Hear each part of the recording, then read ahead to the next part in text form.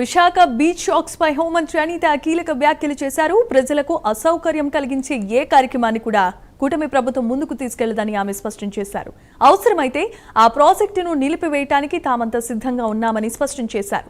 Beach shocks project ప్రస్తుతం pilot project దశలో ఉందని, ఈ ప్రాజెక్టు వెనుక ప్రభుత్వ ఉద్దేశ్యం పర్యాటక రంగాన్ని అభివృద్ధి చేయటమేనని, దాంతో పాటుగా స్థానికులకు ఉపాధి అవకాశాలు కల్పించడం, ఆర్థిక అభివృద్ధికి బాటలు వేయటం కూడా లక్ష్యంగా పెట్టుకున్నామని ఆమె స్పష్టం చేశారు.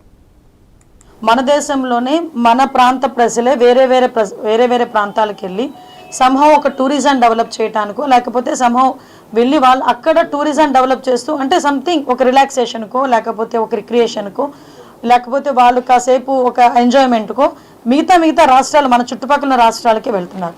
అక్కడ కొన్ని ప్రయోగాలు జరుగుతున్నాయి.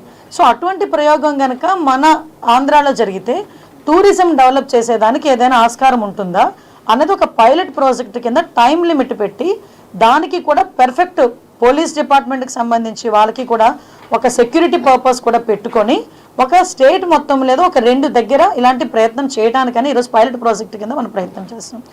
మీరు అన్నట్టు అక్కడ నిజంగా అటువంటి పరిస్థితులు ఏదైనా ఉన్నాయి అనుకుంటే ఈరోజు గవర్నమెంట్ డెఫినెట్గా దాని మీద చర్యలు తీసుకుంటుంది. దయచేసి నేను ఏమంటానంటే ఇది ఒక ప్రయోగం.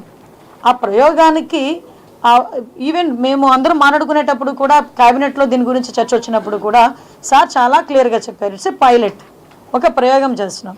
ఎలా ఉంటుంది, పబ్లిక్ ఎలాగా రిసీవ్ చేసుకుంటారు, టూరిజం ఎలా డెవలప్ అవుతుంది, at the same time police department ఎంతవరకు సపోర్ట్ చేయాలి, ఈవినింగ్ టైం పీరియడ్ ఎంతవరకు పెట్టుకోవాలి, ఇవన్నీ కూడా ఒక పారామీటర్స్ పెట్టుకునే గవర్నమెంట్ ఒక స్టెప్ వేసింది. మన దేశంలో